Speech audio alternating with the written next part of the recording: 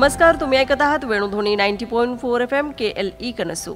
आज आहे world tourism day, म्हणजेच जागतिक पर्यटन दिन आहे. आणि यानिमित्त पर्यटनाचं महत्त्व आणि आपल्या आसपास कोणकोणती पर्यटन स्थळं आहेत त्याबद्दलची अधिकची माहिती आपण जाणून घेणार आहोत. आणि ही माहिती देण्यासाठी आपल्यासोबत आहेत डॉक्टर मीना मोहिते, ज्या भाऊराव काकतकर कॉलेजमध्ये फॉर्मर असोसिएट प्रोफेसर तसेच हिस्ट्री आणि आर्किओलॉजी डिपार्टमेंटच्या HOD होत्या. मॅडम, वेणुध्वनीच्या स्टुडिओमध्ये आपलं स्वागत आहे. नमस्कार सगळ्यांना. नमस्कार. आज आपण पर्यटन दिनानिमित्त बोलतोय. अर्थात तुमचा याच्यावरती खूप अभ्यास आहे असं मी ऐकून आहोत. आणि सर्वात आधी हा जो पर्यटन दिन आहे तो आपण का साजरा करतो? आजकाल बघितलेलं आहे की टुरिझम इंडस्ट्री फारसं असं पुढं गेलेलं आहे. 10 वर्षापूर्वीपेक्षा खूपच अधिक पुढं गेलेलं आहे. आणि टुरिझम हे असं इंडस्ट्री, एक सनशाईन या सनराईज इंडस्ट्री आहे जे कायमचं राहील आणि जे त्याचे वेगळे वेगळे पैलू आहेत ते इम्प्रूव्ह होत जातील. म्हणून सप्टेंबर 27 वर्ल्ड टुरिझम डे असं मानलं जातं आहे. आणि ह्या वर्षाचं जे थीम आहे ते टुरिझम आणि सस्टेनेबल ट्रान्सफॉर्मेशन. मग ह्याच्यामध्ये टुरिझम कसं आहे, एक ॲक्टिव्हिटी आहे.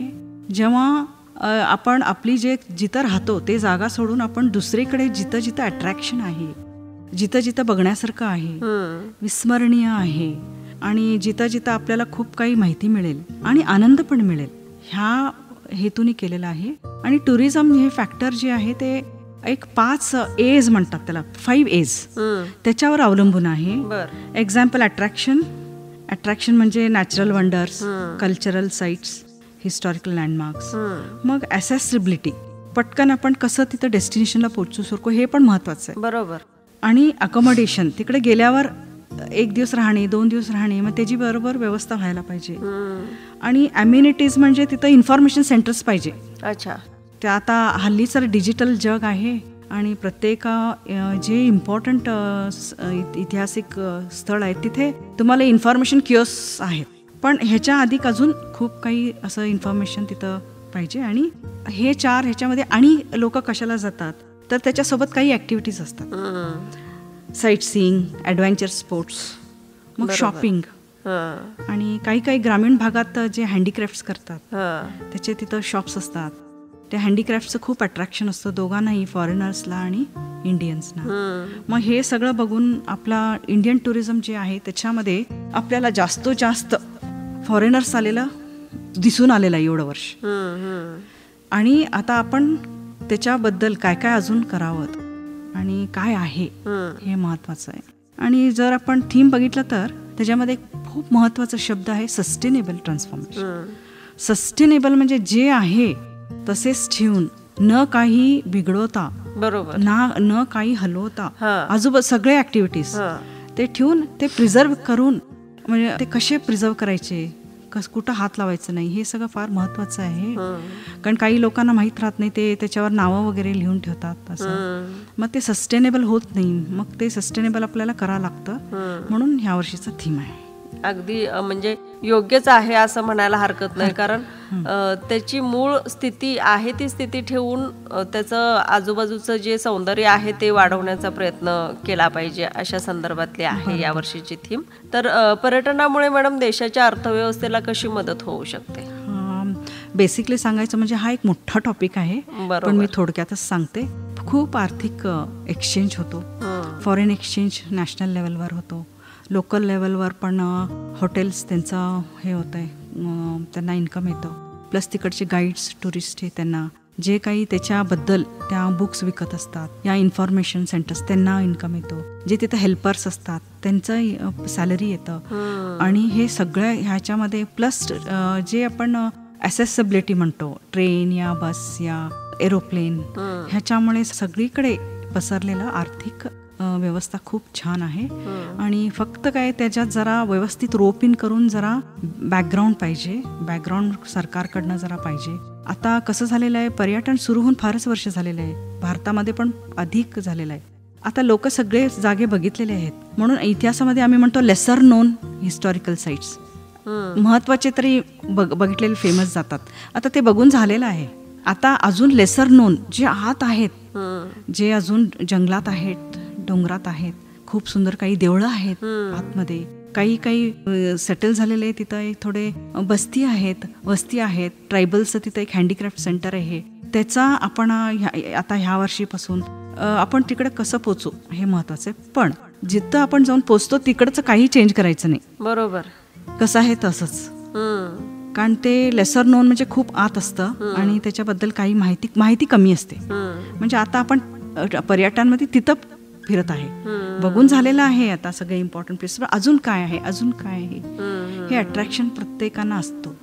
सो लेसर नोन जे आहेत तिथं फॉर एक्झाम्पल मी आता वर्ल्ड हेरिटेज साईट पट्टदकल बदामी ऐहोळे तरी माहितीच आहे सगळ्यांना. पण तिथं एक लेसर नोन महाकोटा म्हणून आतमध्ये एक खूप सुंदर देवळांची एक कृती आहे. 12 ते 14 देवळं एकीकडे आहेत आणि मध्ये एक पुष्करणी आहे, विष्णू पुष्करणी म्हणजे पाणी टँक. त्याच्यावर माझं PhD झालेलं आहे. आता जरा तिकडे व्यवस्था, मी जेव्हा PhD करत होते तिथं एक फक्त चकडी जायची सकाळी आणि संध्याकाळी, बस पण नव्हतं. आता जरा सुधारलेलं आहे. पण ते करत करत काय व्हायला लागले, जे इतके वर्ष जपून ठेवलेले झाकून राहिलेले जे मूर्त्या होत्या त्या आता ओपन झालेल्या आहेत. आणि 2-3 वर्षापूर्वी त्या एकाच अगदी 2000 वर्षाच्या मूर्तीला कोणीतरी जरा हे केलं होतं. मग ते जरा सांभाळायला पाहिजे. सो असं आहे आता वेल नोन साईट्स आणि लेसर नोन साईट्स असं. तेच ना, म्हणजे बऱ्याच लोकांचं बरीच ठिकाणं आता फिरून झालेले आहेत. पण काही अशी ठिकाणं आहेत ज्याचा लोक अजून शोध घेत आहेत आणि ती लोकांच्या समोर आली की मग तिथं येणं जाणं वाढतं आणि मग तिथलं जरासं वातावरण बदलण्याची शक्यता असते. तर या अनुषंगानंच माझा पुढचा प्रश्न होता की पर्यावरणपूरक पर्यटन म्हणजे काय. आता आपण बोललो लेसर नोन साईट्स, मग ते इतकं वर्ष तिकडच्या स्थायिक लोकांनी सांभाळलेलं आहे. बरोबर. तिकडचं जे काय मिळतं ते तिथं त्यांनी विकून पैसे केलेले आहेत. बरोबर. हे जे आहे स्थायिक लोकांचा, त्यांच्याशी आपण त्याला PP प्रायव्हेट पब्लिक पार्टनरशिप म्हणतात. आणि तसं करून त्यांना पण त्याच्यात हे द्यायचं, मेन रोल त्यांना द्यायचं. आणि तिथं काही लोकांना खूप माहिती आहे, जुनी माहिती आहे. आणि ते आत डोंगरात जाऊन त्या केव्ज मध्ये पेंटिंग्स आहेत जुनी, ते व्यवस्थित सांगू शकतात. ते जो तिथं वेब आहे लेसर नोन मध्ये, तो आपण कमर्शियलायझेशन करायचं नाही. बरोबर. ते कसं आहे तसंच ठेवायचं आणि जे इन्कम येतो ते त्यांना मिळू दे. ते एवढे वर्ष तिकडचे होते. मग हे असं आपल्याला एक दिसून येतंय. याच्या जोडीनं म्हणजे आपण आता वेगवेगळ्या पर्यटन स्थळाला व्हिजिट करतो. असे काही प्लेसेस आहेत जे फार लोकांना माहिती नाहीत, अशा ठिकाणी जातो. मग अशा ठिकाणी ज्यावेळी आपण जातो फिरायला, त्यावेळी आपली जबाबदारी काय असावी की आपण म्हणजे तिथलं सगळं व्यवस्थित सांभाळावं, म्हणजे आपला रोल काय असावा. ह्याच्यामध्ये की नाही 95% जे इंटरेस्टेड पर्यटक आहेत त्यांच्यावर जबाबदारी आहे. आणि कोण जातात तिकडे, खूप क्राऊड जात नाही. असे एक समजा 10 लोकांमध्ये 1-2-3 ॲडव्हेंचर्स असतात. त्यांना नवीन अट्रॅक्शन असतं, नवीन शोधाचे असतात. मग त्यांनी सगळं म्हणजे ते आता कुठं चालेत, त्यांनी इको टुरिझम करायला लागलेत का वॉटरफॉल्सकडे जायला लागलेत का जुनी काहीतरी इमारत आहेत, हे सगळं लक्षात ठेवून त्यांनी आपली तयारी केली पाहिजे. फॉर एक्झाम्पल वॉटरफॉल्स समजा तर खूप आतमध्ये आहे, तर तिकडं काही ते खूप वर्षाचं असतो. तिथं एखादं आपल्याला पाय ठेवलं की आपण स्लिप होऊ शकतो. मग ह्याची सगळी जे आणि जवळ ठेवायचं, आपल्या जवळ तसल्या जागेमध्ये एक रोप ठेवायचा, टॉर्च ठेवायची. आणि एक टॉर्च मिळतो आणि एक कुठं तर तुम्ही आत हरवला की ते लाईट लावून वर टाकायचं, मग ते वर दिसतं. तो एक टॉर्च असतो, लाईट टॉर्च म्हणतात त्याला. पेटवायचं आणि हातात असं केलं की ते हेलिकॉप्टर्स वगैरे दिसतात. कारण हल्ली की नाही मुलं खूप ॲडव्हेंचरस झालेत आणि ते आत जातात. मग मेडिसन, एक छोटं सिम्पल मेडिसिन किट, जे म्हणा क्रोसिन बरं वाटत नाहीये ते, हातपाय दुखायची एक गोळी स्वतःकडे ठेवायची. कारण तुम्ही हे स्वतःची जबाबदारी घेऊन जात आहे, तुम्ही कोणाला ब्लेम करू शकत नाही ह्याच्यामध्ये. मग आणि एक महत्वाचं आहे म्हणजे जेव्हा तुम्ही जात आहात अशा एकांत लोकल पोलीस स्टेशन नाही तर तिथं एक हे असतं, बॉडी असते इन्फॉर्मेशन सेंटर या रिसेप्शन, तिथं इन्फॉर्मेशन देऊन जायचं आपलं सगळं की मी असं आहे आणि मी चाललोय, आम्ही 2 आहे 3 आहे. मग कधीपर्यंत येणार आहे, 6 वाजेपर्यंत येणार आहे का 8 वाजेपर्यंत. मग जर तुम्ही नाही आला वगैरे काय तर झालं तर तिकडे एक इन्फॉर्मेशन असतो, कारण मोबाईल तरी चालत नाहीत तिकडे, तुम्हाला माहिती आहे. सो हे एक आणि एका टुरिझमचं एक छान पैलू आहे, जे जबाबदारी त्या लोकांवर आहे आणि त्यांनी सांभाळून जायला पाहिजे. म्हणजे आपण आपली काळजी अशा पद्धतीनं घेतली पाहिजे. ज्यावेळी आपण अशा पर्यटन स्थळी जात असतो त्यावेळी ह्या सगळ्या गोष्टींचा आपण विचार केला पाहिजे. पर्यावरणाच्या दृष्टिकोनातून आपण कोणत्या गोष्टी लक्षात ठेवल्या पाहिजेत? आता हे स्वतःच्या बद्दल जर पर्यावरण दृष्टिकोनातून आपण एक लक्षात ठेवायला पाहिजे की तुम्ही फोटोग्राफ्स घेऊ शकता, तिथं काही नाही आहे, पण फोटोग्राफ्स घेताना तुम्ही केअरफुल राहायला पाहिजे. जे आहे तसंच असायला पाहिजे. तुम्ही तिथं काही चेंजेस करायचे नाहीत, कशाला हात लावायचं नाही, या काहीतरी उकरून घ्यायचं नाही. आणि मोस्ट इम्पॉर्टंट म्हणजे जे तिथं एकदा तुम्हाला मूर्त्या वगैरे पडलेले दिसतात, एक लोकांना ते घेऊन यायचं हे असतं. आणि युजली जिथं आर्किओलॉजिकल डिपार्टमेंट आहे त्यांनी त्याला सगळं नंबर घालून ठेवलेले असतात. मग ते थेफ्ट पण होतं, ते करायचं, काही उचलायचं नाही तिकडचं, काही हलवायचं नाही. आणि मोस्ट इम्पॉर्टंट पार्ट म्हणजे जिथं आता आपण काही इम्पॉर्टंट एरियाजमध्ये CCTV पण लावलेली आहे. सो ते जे सगळ्यांना बघायचं आहे ते डिस्टर्ब करायचं नाही. तो कॉमनवेल्थ आहे, तो सगळ्यांसाठी आहे, सगळ्यांनी पाहिलं पाहिजे. त्यातलं काही आपण उचलून आणायचं नाही, का त्याच्यावर रेष करायची नाही, नाहीतर एक हातोडा घेऊन मारायची नाही, आपले नावं लिहायची नाहीत. असं एक त्या स्थळाला आपण जपायचं. हल्ली हे फार म्हणजे ऑगस्ट महिन्यामध्ये फॉल्स खूप आहेत ना बेळगाव, वॉटरफॉल्सला जा, ओके बरं आहे, तुम्ही बघा, आनंद घ्या, तुमच्या मानसिक परिस्थितीला पण बरं आणि शारीरिक ह्याला पण बरं. पण एक लक्षात ठेवायचं, जे वस्तू आपण घेऊन जातो, खायला म्हणा, प्यायला म्हणा, ते तिकडे टाकायचे नाहीत. आपण स्वतः एक बॅग घेऊन जायचं, त्याच्यावर ते घेऊन येऊन मेन सेंटर्सकडे टाकलं तरी येते. पण इकडे तिकडे टाकला, पाण्यात टाकला आणि सगळे उरलेलं तिथं टाकला तर तिथं ते खूप ते एरिया खराब होणार.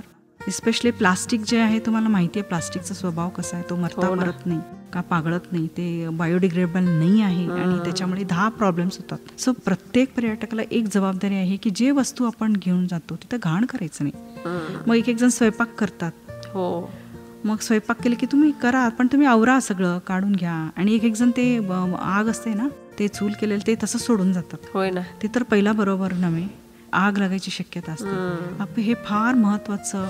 त्याच्या जसं आपल्याला बघायची आनंद आहे तशी आमची जबाबदारी त्याच्यापेक्षा डबल मोठी आहे.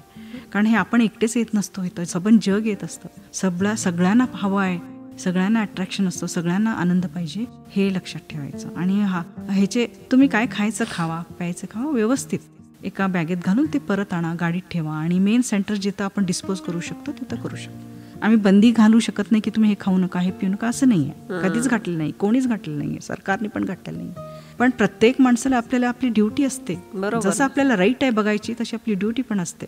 मग ते व्यवस्थित एका बॅगेत सगळं घालून बांधून, आपण तरी गाडी घेतो कशात पण तुम्ही घेऊन जा, जसं तुम्हाला जायचं इंटरेस्ट आहे तसं तुम्ही तिथं पण व्यवस्थित सगळं घ्यायचं.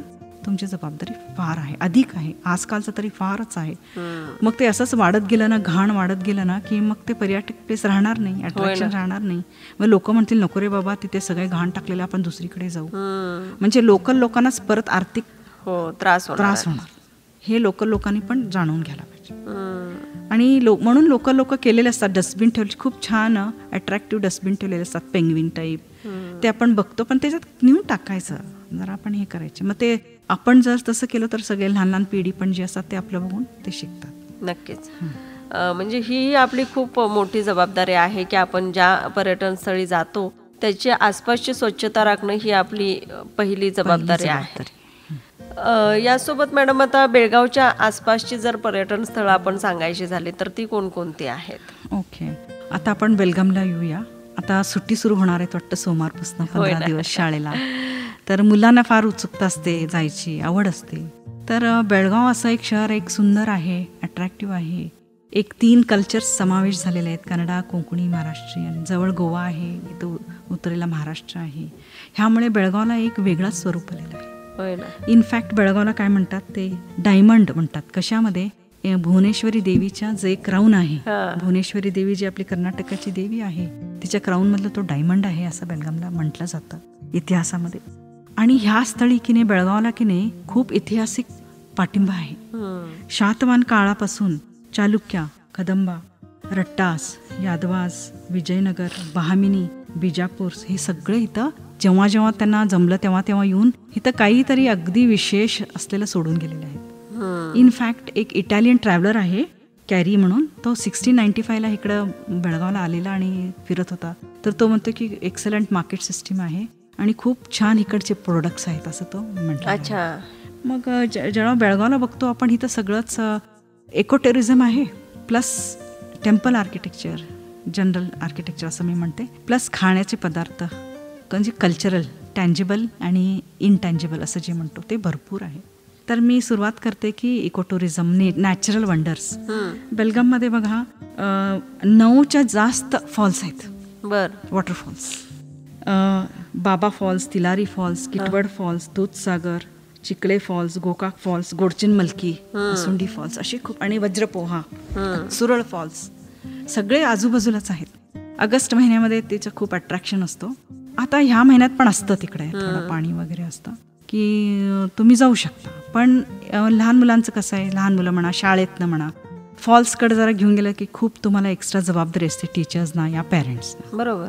मग आणि एक पार्ट आहे जे देवळं जे आहे तिथं बेळगावला, ते Kamal Basti, Devgaon temple, Siddheshwar temple, Kapileshwar temple, Ganesh temple, Safa mosque आणि चर्चेस, सगळ्यांचा समावेश आहे. हे सगळे तुम्हाला इथं वेगळे वेगळे टाईप मिळून जातील.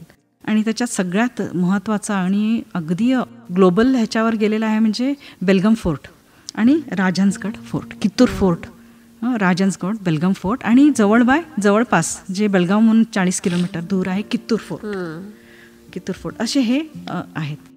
फर्स्ट आपण बोलूया की आता शाळेच्या मुलांना तुम्हाला घेऊन जायचं आहे. मग ते तुम्ही सर्किट कसं करणार? सिम्पल आहे. शाळेच्या मुलांना एक तुम्हाला टेम्पो करायला लागेल. बेलगाममधनं कुठून पण सुटला तर कित्तूरला तुम्ही 40 किलोमीटरमध्ये पोहोचता. कित्तूरमध्ये उतरायचं. कित्तूरमध्ये खूप छान राणी चन्नम्माचं पॅलेस आहे. तुम्हाला माहिती आहे ते फर्स्ट लेडी 1823 फर्स्ट लेडी जे विरोध केली ब्रिटिशांना फर्स्ट इंडिपेंडन्ससाठी, तिचं खूप राणी चन्नम्माचं नावाजलेलं आहे. आणि जेव्हा तुम्ही मुलांना घेऊन जाता ते फोर्ट इतकं छान मेंटेन केलेलं आहे ना. त्यांनी राहायचं पॅलेस, त्यांनी कुठं राहत होते, त्यांचं डायनिंग रूम काय, कुठं बसायची, कुठं चर्चा व्हायची, आणि ते सगळं अपर स्ट्रक्चर नाही आहे, ते टी कोडनी केलं होतं. तुम्हाला फाउंडेशन मिळून जाईल. आणि एक मात्र फार तिथं विस्मरणीय आहे, तिथे एक त्यांच्या घरामध्येच एक टेलिस्कोप होता. आणि असं म्हणतात की राणी चन्नम्मा दररोज ध्रुव नक्षत्र त्यातनं पाहायची. ते मुलांना तुम्ही दाखवायचं. मग त्याच्या जेव्हा आपण ह्या पॅलेसमधनं उतरतो त्याच्या बाजूला एक म्युझियम आहे, कित्तूर म्युझियम म्हणतात. अगदी मुलांना तरी पहिला दाखवायला पाहिजे, म्हणजे त्यांच्या विचारामध्ये अरे हे इथून आले का असे येतात, हे असं करतात का, हे असं आहे का, त्यांना खूप काही क्वेश्चन्स येतात आणि ते आपल्या जीवनामध्ये उत्तरं शोधत जातात. हे म्युझियम 1967 केलं होतं. आणि त्याच वेळेला विजयनगर पट्टदकल ऐहोळेमध्ये 67 सगळे झाडे गिडे जंगलमध्ये होतं. मग तेव्हा काही त्यांना स्कल्पचर्स मिळाले इथं तिथं पडलेले. मग ते ठेवणार कुठे तुम्ही? बदामीला तर हे नव्हतं, म्युझियम नव्हतं. मग ते सगळे ट्रकमध्ये घालून इकडे आणलेले आहेत कित्तूरच्या म्युझियममध्ये. अगदी मोठं म्युझियम आहे तिकडे. सगळे चालुक्याच्या वेळेचे, महाकूटाच्या देवळातले, ऐहोळे देवळातले. आता म्हणजे आपण आज त्याला डॉट्स कनेक्ट करू शकतो. बरोबर. हा मूर्तीचा साईज इतका आहे, हा इकडे गॅप आहे, मग तिथं वर्णन असते ना कुठेतरी, तर हा इकडे आहे. मग ते मुलांना तुम्ही एक दाखवू शकता. मग राणी महाचे सगळे तिचे साड्या आहेत, त्यांचे कपडे वापरलेले आहेत, आणि त्यांचे शस्त्र जे आहेत, तलवार, ते सगळं तिथं आहे. मग ते मुलांना तो एक झाला. हे सगळं तुम्हाला लागेल जवळजवळ एक अर्धा तास, पाऊण तास लागेल. मग तो तिकडनं आणि बसला की कित्तूर जवळच देवगाव आहे, जवळच आहे, मधनं वाट आहे. तुम्ही 10-15 मिनिटात देवगाव टेम्पल्स. मग तिथं कमलनारायण टेम्पल म्हणून आहे, ते 12व्या शतमानमध्ये बांधवलेलं आहे आणि अगदीच फारच सुंदर आहे. ते विष्णूसाठी बांधलेलं आहे 12व्या शतमानमध्ये. आणि चालुक्याज ऑफ कल्याणी 2 घराणं आहेत, चालुक्याज ऑफ बादामी आणि चालुक्याज ऑफ कल्याणी. 12व्या शतमानमध्ये चालुक्याज ऑफ कल्याणीने राणी जे होती कमला देवी, कदंबा डायनेस्टीची, त्यांनी ते बांधवलेलं आहे. आणि ते आर्किटेक्ट बांधवलेलं आहे तिप्पोला. तर हे देऊळ अगदी बघण्यासारखं आहे स्कूल स्टुडंट्सना आर्किटेक्चरमध्ये. कारण असं म्हटलं जातं अभ्यासामध्ये की हा जो देवगाव टेम्पल आहे, देवगाव टेम्पल या कमलनारायण टेम्पल, आणि दुसरा नाव आहे कमलनारायण टेम्पल जे म्हटलं जातो, तो एक रोल मॉडेल होता. होयसळा घराण्याला देवळं बांधायचं एक तो रोल मॉडेल एक्झाम्पल होतं. अच्छा. आणि खूप छान आहे ते, त्यांनी बघू शकतात. मग तिकडे तुमचे जरा समजा तुमच्या शाळेच्या मुलांचे 15-20 मिनिटं जातील. त्याच रूटला तुम्ही पुढे गेला की पारशवाड म्हणून एक जैन बस्ती आहे. तिकडे महावीराचं जे हे मिळालेलं उत्खननमध्ये एक मूर्ती मिळाली होती आणि खूपच सुंदर आहे. त्याला रेअर म्हणतात त्याला नेमीनाथची. मग ते मुलांना ते दाखवायचं आणि ते कसे जैनिझम म्हणजे काय, त्यांचा विचार काय, कारण एकामेकांचं समजून घेणं हे फार आजकालच्या दिवसात फार महत्वाचं. होय ना, अगदी महत्वाचं आहे. कुठला का असू दे, जैनिझम, हिंदुइझम, बुद्धिझम, एकमेक समजून, एकमेक ॲडजस्ट करून, रिस्पेक्ट देऊन एकमेकाला आपण पुढे जाणे हेच जीवनाचं एक मार्ग आहे. मग तिकडनं तुम्ही गेला की नाही, हे संपतं असे मुलं, मग तुम्ही नंदगडला येता. नंदगडला आलं की तिथं तुम्हाला ह्यांचं हे मिळून जाईल, आपले संगोळी रायणाचं समाधी आहे आणि खूप छान केलेलं आहे मॅडम ते. मी घेऊन गेले होते स्टुडंट्स. ते स्थळ आहे, पण तिकडे जाऊन नमन करायचं. असले लोक, हे जे बुद्धीचे लोक आहेत ते आत्ताच्या जनरेशनला जरा येऊ दे असं मागायचं. संगोळी रायणांचा तिथं समाधी आहे, खूप छान केलेलं आहे. आणि आजूबाजूला त्या एरियामध्ये त्यांनी असे गोल गोल पायऱ्या केलेल्या आहेत बसायला. मग मुलांना आपण बांधून आणलेलं काही खाऊ शकतात, तिकडे बसून डबा खाऊ शकतात.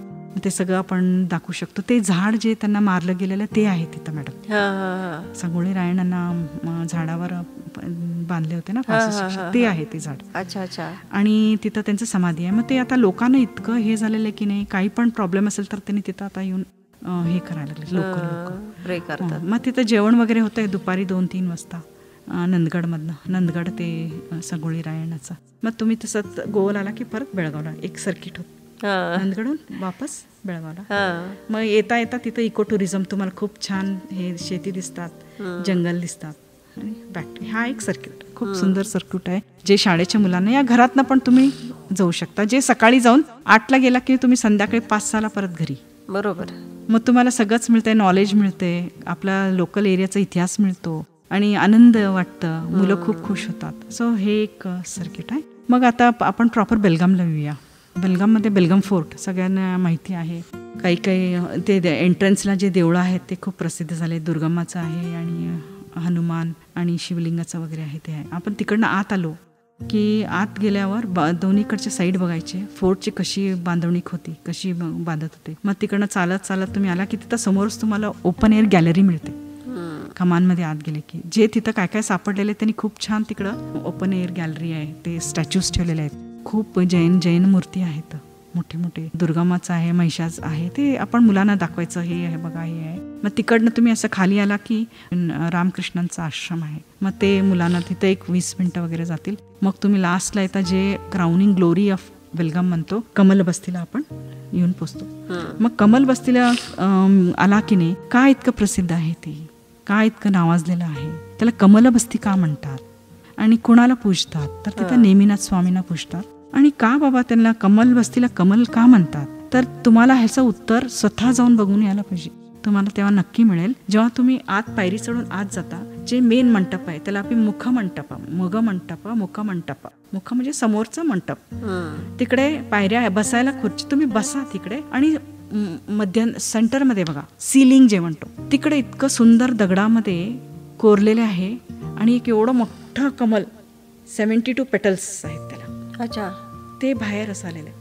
तुम्हाला इतकं म्हणजे कौतुक वाटेल की बाबा दगडामध्ये यांनी लेसवर्क पण आहे, हे कसे केले. तुम्हाला तिथं जवळजवळ 1-अर्धा तास जाईल ते बघत बसायला. मग ते 72 का आहेत, तर जैन फिलॉसॉफीमध्ये 24 तीर्थंकरास.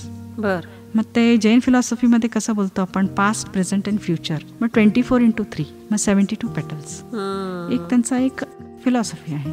मग म्हणून त्या कमळ इतकं सुंदर आहे, तुम्ही बघितलं ना, मुलांना बघितलं या, तुम्ही ते बघितल्यावरच तुम्हाला वाटेल की हायला का बाबा कमल बसलेला आहे. मग ते तिकडं अगदी मेन अट्रॅक्शन आहे. मग त्याचं बाहेरचं कारिगिरी, त्याचं छत, वर आणि एक देऊळ होतं, पण तिथं तुम्हाला देत नाही जायला. मग ते जे खाली आपण का अभ्यास कसं करतो, खालनं वरपर्यंत फाउंडेशनला लेवलला काय आहे, भिंतीच्या लेवलला आहे, वर काय आहे, हे अभ्यास करताना हे जाणून येते की कमल बस्ती 1204 12व्या शतमान 1204 मध्ये बिच्ची राजा, ए मिनिस्टर ऑफ रट्टा डायनेस्टी म्हणून होते सौंदतीले. त्यांचा एक राजा होता, कर्तवीर राजा होता, त्यांचे ते मिनिस्टर होते, त्यांनी ते बांधून घातलं. अच्छा. आणि मेन पूजा आहे तिथे नेमिनाथ.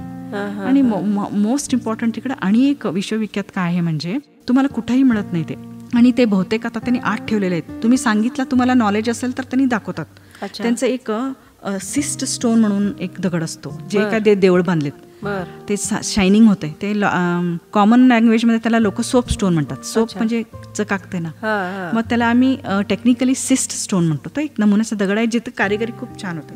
त्याचं त्यांचा 1 फुटाचा एक आहे, असे एका कमलच्या पानामध्ये, आणि त्याच्यात नवग्रह त्यांनी फर्स्ट टाइम जे तीर्थंकर आहेत त्यांना नवग्रहामध्ये दाखवलेलं आहे. ते कुठंच नाही, त्यांनी आत ठेवलेलं आहे. ते तुम्ही जाऊन विचार, पब्लिकला दाखवत नाही, कारण तो अगदी घेऊन जायसारखा मॅनेजेबल आहे. अच्छा. ते प्रोटेक्शन पाहिजे. मग आता सध्या मला माहित नाही, मला तरी अभ्यास होता म्हणून त्यांनी दाखवलं होतं. मग त्याच्यात नवग्रहाचं म्हणजे जैन कॉस्मिक ह्याच्यामध्ये हे पण त्यांचा विचार त्यावेळेला असेल या आहे असं आपल्याला जाणून येतो फिलॉसॉफीमध्ये. हे 2 ह्याच्यासाठी अगदी महत्त्वाचं आहे. मग तिथून झाल्यावर अगदी महत्त्वाचं म्हटलं तर तिकडे साफा मॉस्क आहे. तो पण जुना आहे, अर्लिएस्ट मॉस्क, आणि इट वॉज शेर खाननी बांधलेला आहे 1585 मध्ये.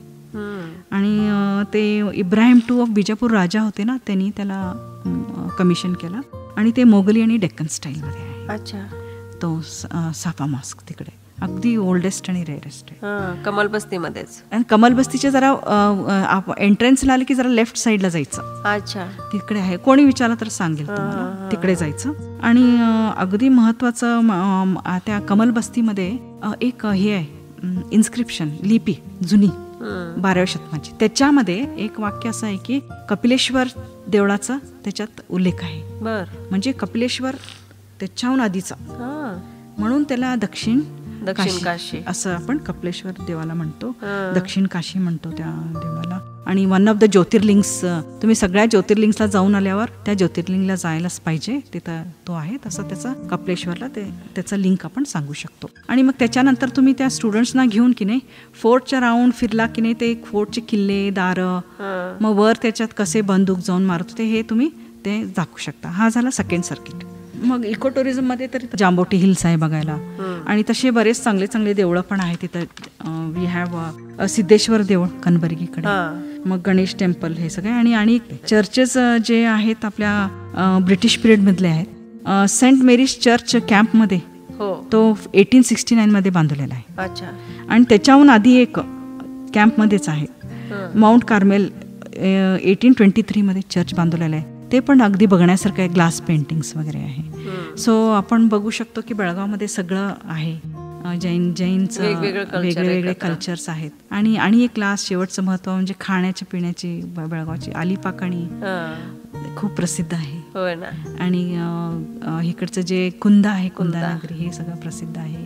आणि एक आता खूप मंडगे म्हणतात ना, ते आता ते पण खूप जगाभर पसरलेलं आहे. मग हँडीक्राफ्ट्स पण खूप छान आहेत इकडे बेळगावला. म्हणजे टोटली काय सांगायचं म्हणजे एक अगदी छान बेलगाम टुरिझम एक खूप छान स्पॉट आहे. आता भरपूर सुट्ट्या आहेत. स्टुडंट्सनी ग्रुप करून या स्कूल्सनी एक प्लॅन करून या पर्सनल प्लॅन करून या घरामध्ये प्लॅन करून तुम्ही नक्की जरा 2 दिवस वेळ काढून हे आसपासची जागा बघून या आणि तुम्हाला खूप बरं वाटेल, आनंद मिळेल आणि खूप छान होईल. बरोबर ना. त्यासोबत बेळगावच्या आसपास अनेक असे हिस्टॉरिकल प्लेसेस पण आहेत ज्याचा तुम्ही अभ्यास केलाय असं माहिती आहे मला. तर थोडं आपण जेव्हा खानापूरला जातो, जेव्हा आपण जाऊन खानापूरला पोचतो, तिकडे कदंब कालाचे हलशी एक ग्रुप ऑफ टेम्पल्स आहे. आणि ते पण 12व्या शतमानमधलं आहे. तिकडे विष्णूची देवळ आहे. एक तर खूप प्रसिद्ध देवळ आहे तिथं, भूवराह टेम्पल म्हणतात त्याला. भूवराह म्हणजे विष्णू जे ह्याच्या अवतारात असतो भू. आणि एक स्टोरी आहे त्याच्यामध्ये की आपली जे पृथ्वी आहे, लक्ष्मी आहे, ती पाण्यात जाणार असते, तेव्हा त्यांनी पाण्यात जाऊन तिला वर आणतात. तो मूर्ती तिकडे मेन डिटी तो आहे हलशीमध्ये एका देवळात, भूवराह देवळ.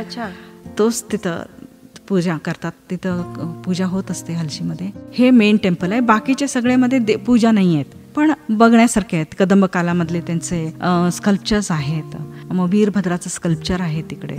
आणि आता रिसेंटली आता अट्रॅक्शन तिथं काय म्हणजे एक डोंगराजवळ पाणी वगैरे पॉन्ड आहे, त्याच्यावर एक डोंगरावर एक देवळ होता आधीच, लक्ष्मीचा एक जुना देवळ. कोणी जात नव्हते, पण तुम्हाला सांगितले की मी एकेकांना ॲडव्हेंचर्स असतात, त्यांनी आता ह्याच्यात व्हॉट्सअपवर वगैरे इंस्टाग्राम वगैरे घातलेले आहेत. ते खूप सुंदर आहे, नैसर्गिक देवळ आहे. असं डोंगरावर तो देवळ आहे आणि पाणी आहे. आणि ते सगळे आता ते बघायला चालले तिथे. असं एक हलसी पण अगदी कदंबाचा गोवा, ते गोवाला होते 11व्या ते 12व्या शतकांमध्ये. आणि जे बेलगम आहे तो नॉर्थ बेलगम जे आहे तो त्यांच्या ह्याच्यात होतं. आणि असे पुष्कळ आपल्याला काही वेल नोन मेनी टेम्पल्स आहेत तिथं इन अँड अराउंड बेलगाम, ज्याचा अभ्यास झालेला आहे. आणि आपण बेलगामपासून दूर गेलो, बेलगाम सिटीपासून खूप पर्यटक स्थळ भरलेले आहेत. पण आता आपण बेलगाम टुरिझम आणि वर्ल्ड टुरिझम असल्या कारण लोकांना प्रोत्साहन देऊन थोडं काहीतरी बोलून त्यांना जरा घराबाहेर जाऊन आनंद घेऊ दे म्हणून आपण बेलगाम असं हे घेतलेलं आहे. बरोबर. आणि आपल्या आसपासची जी स्थळं आहेत त्याच्याबद्दलची थोडीशी माहिती आपल्याला आधीच असली की ते बघण्यामध्ये आणखीन जरा मजा येते. इंटरेस्ट जागतिक पर्यटन दिनानिमित्त विशेष कार्यक्रम आपण ऐकतोय आणि आपल्याला मार्गदर्शन करतायत डॉक्टर मीना मोहिते, ज्या भाऊराव काकतकर कॉलेजमध्ये हिस्ट्री आणि आर्किओलॉजी डिपार्टमेंटच्या HOD होत्या आणि असोसिएट प्रोफेसर सुद्धा. मॅडम, खूप छान आपण माहिती दिलेली आहे आणि अर्थात बेळगावच्या आसपास इतकी छान पर्यटन स्थळं आहेत आणि बेळगावमध्ये सुद्धा आहेत, तर त्याचा नक्कीच लाभ घ्यावा आणि कुणाला माहिती नसतील याबद्दल तर असं आपण सांगू त्यांना. त्यासोबत जे ग्रामीण पर्यटनाचं महत्त्व आपण म्हणतो ते कसं टिकवून ठेवलं पाहिजे किंवा त्याचं महत्त्व किती आहे? होय, फार आजकालच्या ह्याच्यात ते खूप महत्त्वाचं आहे. ग्रामीण पर्यटकांना म्हणजे मोस्टली कल्चरल टँजेबल आहे, ते टँजेबल कल्चर आहे. म्हणजे रुरल ह्याच्यामध्ये जे पारंपरिक खाणं म्हणा, पारंपरिक हँडीक्राफ्ट्स ते खूप जपून राहिलेले आहेत. आणि स्पेशली बेलगाममध्ये हाताने विणलेले साड्या आणि हाताने केलेले कंबळी जे म्हणतात ना, गरम व्हायला ते असते, ते इस्पेशली बेलगाममध्ये कांबळे म्हणतात, ते शेळीच्या केसांनी बनवलेले काळे असतात, ते तरी फार प्रसिद्ध आहेत. आणि मुख्य म्हणजे बेळगावला फार थंडी असते ना, ते लोक फार घेतात. ते कांबळे करायचे आणि चादर बनवायचे, हँडीक्राफ्ट्स करायचे, हे रुरल एरियामध्ये असतं. तर आपण ते काय, एक तर आपण तिथे जाऊ शकतो, नाही आपण जाऊ शकलं तर एक हे होत आहे मॅडम, आता हुबळीला झालेलं आहे, परवा धारवाडला झालेलं आहे. संते कन्नडामध्ये संते बाजार, ते सगळ्या लोकांना कॉन्टॅक्ट करतात. हे सरकारनेच नियोजित केलेलं आहे. ओके. बहुतेक बेळगावला पण झालेलं आहे असं वाटतं. ते सरकारचंच एक धोरण आहे. तर त्यांनी सगळ्यांना आधी सांगून ठेवतात, घरगुती औषधी, घरगुती लोणचे, घरगुती पापड, घरगुती जे खाणं विशेष असतं, चटण्या, आणि मोस्ट इम्पॉर्टंट म्हटलं तर आता हाताने केलेले वस्तू, हे सगळं त्यांना आधी सांगतात. एक सेंटर करतात आणि त्यांनी येऊन 2-3 दिवस आपले विक्री पण होते, नॉलेज पण मिळतो, त्यांना इन्कम पण होऊन जाते. बरोबर. आणि तर रिसेंटली धारवाडला एक ॲग्रिकल्चर कॉलेजमध्ये एक्झिबिशन झालेलं मॅडम, म्हणजे रुरल ॲज युजल. त्याच्यात खूप स्ट्रायकिंग एक अगदी चेंज होतं की एका रिसर्चरनी जे प्रोटीन, फूडमध्ये प्रोटीन असतो, ते त्यांनी काही जे ट्रायबल्स असतात, जंगलामध्ये असतात, मग त्यांचे वेगळे खाण्याची पद्धत असते. ते प्रोटीन कसे त्यांनी जमवतात त्याच्यावर त्यांनी वेगळं स्टॉल केलेला. आणि मांडलं पण होतं ते डिशेस. ते छोटे छोटे काही किडे होते, त्यांना पकडून थोडं फ्राय करून, जसं तो क्रॅब फ्राय करतात तसं क्रॅब करून एका बोटीत ठेवले होते. ते शेंगासारखं लागतं खाताना. आणि काही भागात ट्रायबल्स, स्पेशली उडुपी नाही त्या साईडला कुठंतरी लाल मुंग्या असतात ना, ते गोळा करतात मॅडम. लाल मुंग्यांना चटणी करतात. ते हाय प्रोटीन, सिम्पल आणि डायजेस्टिबल प्रोटीन, हे खाण्याची पद्धत पण त्यांनी एका रिसर्चरनी शोधून त्याचा एक्झिबिशन ठेवला होता. म्हणजे असे आपल्याला काही जेव्हा आपण ग्रामीण भागात एक त्यांना येणं आणि जाणं करतो, त्यांच्याशी संपर्क ठेवतो, त्यांच्याशी आपण काय तर करतो, हे असे सगळे नवीन नवीन गोष्टी दरवर्षी बाहेर येत असतात. सो हे सरकारने कर्नाटक सरकारने खूप सुंदर हे करत आहे दरवर्षी. तर हे मी आवर्जून सांगते की जेव्हा त्याचे आधीच ॲडव्हर्टाइजमेंट येते, रेडिओमध्ये येते, पेपरमध्ये येते, तेव्हा तुम्ही वेळ काढून त्या बघून या त्या सगळ्या. आणि जंगलामधले हनी, जे मध असतो तो प्युअर, ते तुम्हाला मिळून जाते. मग त्यांनी आधीच सांगतात, मग ते पण एक टुरिझम टाईपच होते. मग असले सगळे संती जे असतात आपण जाऊन बघितलं पाहिजे. बरोबर. म्हणजे शहरामध्ये आपण एक्झिबिशन म्हणतो त्या टाईपचं, गावामध्ये सुद्धा असा एक आठवड्याचा बाजार तिकडं भरला जातो. आणि त्या बाजारांमध्ये वेगवेगळ्या म्हणजे जी शेतकरी वगैरे असतील ते आपापलं जे पिकवलेलं वगैरे किंवा जे बनवतात ते घेऊन तिथं बाजार करत असतील. तर त्यामुळं ही म्हणजे ग्रामीण पर्यटनाचं किंवा तिथल्या बाजाराचं महत्त्व थोडंसं आपल्याला दिसून येतं. आणि एक मी ते धारवाडला गेले होते ना बघायला, तर आपण ट्यूबर्स म्हणतो ना मॅडम, जे जमिनीखाली असते बघा, काय ट्यूब्सचे जमिनीखाली बटाटेसारखे वेगळे वेगळे व्हरायटी असतात ना. आपल्याला बटाटा एकच माहिती आहे, पण त्या भागामध्ये त्यांनी किती ठेवलेले माहिती आहे मॅडम? 15 ते 18 व्हेरायटीज ठेवलेले, जे ट्यूबर्स म्हणतात, ते जे जमिनीखाली, ते खाण्यायुक्त आहे. बटाट्यासारखं उकडून त्याचे पराठा तुम्ही बनवू शकता. अच्छा. आता असं आपण लिंक सुरू झालेला आहे ग्रामीण आणि ह्याच्यामध्ये. बरोबर. या सगळ्यांमध्ये मॅडम जागतिक पर्यटन संघटनेचं कार्य कसं चालतं? ह्याच्यामध्ये हा नाही, हे लोकल ह्याच्यामध्ये. नाही, लोकल झालं, पण एकंदरीतच जागतिक पर्यटन संघटनेचं कार्य कसं चालतं? वर्ल्ड टुरिस्ट ते कसे असतात त्यांचे, तो जो बॉडी आहे ते प्लॅन करतात आणि त्यांनी प्रोजेक्ट्स मांडतात. त्यांचे खूप वेगळे हे आहेत, डिपार्टमेंट्स आहेत. वर्ल्ड टुरिझम सेंटरचे मेंटेनन्स, कल्चरल, इंटँजिबल म्हणजे मॅडम आपण आरती करतो, नमस्कार करतो, जे दिसत नाही पण आपण बघतो, त्याला इंटँजिबल असं म्हणतात. त्याचा डिपार्टमेंट वेगळा असतो. Maintenance and conservation and preservation of monuments, त्याचा डिपार्टमेंट त्यांच्याकडे असतो. इको टुरिझम असतो आणि एक इको टुरिझम करत करत त्यांनी मेडिकल हेल्थचं टुरिझम, मेडिकल टुरिझम पण आहे मॅडम त्याच्यामध्ये. मेडिकल टुरिझम असे त्यांचे वेगळे वेगळे प्रोजेक्ट्स आहेत. त्याच्यावर त्यांनी काय करतात, कॉन्स्टिट्यूशनल म्हणजे थोडं लिगल वर्क पण असतं त्याच्यामध्ये. त्यांनी त्याच्यावर थोडं काय लिगल असतं, काय इलिगल असतं, प्रोजेक्ट्स असतात, काही कसं वापरायचं. त्यांनी तिकडनं वर्ल्ड टुरिझम बॉडी डिपार्टमेंट जे आहे त्यांनी सगळ्या टुरिझम वेगळ्या देशामध्ये जे टुरिस्ट डिपार्टमेंट आहेत त्यांचं हे असतं, कनेक्शन असतं आणि ते एकमेक हे करत असतात, फॉरवर्ड करत असतात. खूप छान आणि वेगळी माहिती आपण आजच्या कार्यक्रमामध्ये दिली आणि सर्वात महत्त्वाचं बेळगाव आणि बेळगावच्या आसपासची जी पर्यटन स्थळं आहेत किंवा हिस्टॉरिकल प्लेसेस आहेत त्याबद्दलची माहिती आपण सांगितली आणि नक्कीच आजचा कार्यक्रम सर्वांना आवडणार आहे, कारण याच्याबद्दलची अधिकची माहिती आजच्या एपिसोडमध्ये आपण दिलेली आहे. आणि या विषयावरती बोलण्यासाठी तुम्ही आम्हाला वेळ दिलात त्याबद्दल थँक्यू सो मच. पण जाण्यापूर्वी आपण आपल्या लिस्नरना काय मेसेज देऊ पर्यटनाला घेऊन? मी असं सांगू शकते की पर्यटन असं आहे की घरात बसून होत नाही, या टी व्हीमध्ये बसून होत नाही, या बुकमध्ये वाचून होत नाही. आता भरपूर सुट्ट्या आहेत, 15 दिवस सुट्टी आहे दसऱ्याची.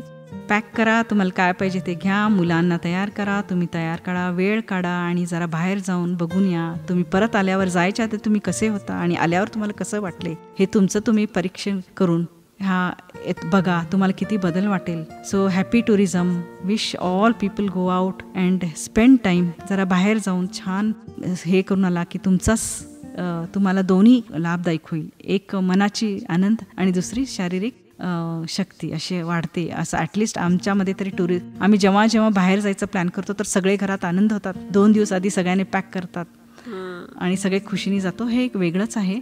टुरिझम एक आपल्या जीवनाचा एक अंक करून तुम्ही प्लीज, मी सांगते की सगळेजण ह्या सुट्ट्यांमध्ये घरी बसू नका, बाहेर पडा आणि खुश राहा. थँक्यू सो मच मॅडम, या विषयावरती बोलण्यासाठी तुम्ही आम्हाला वेळ दिलात त्याबद्दल.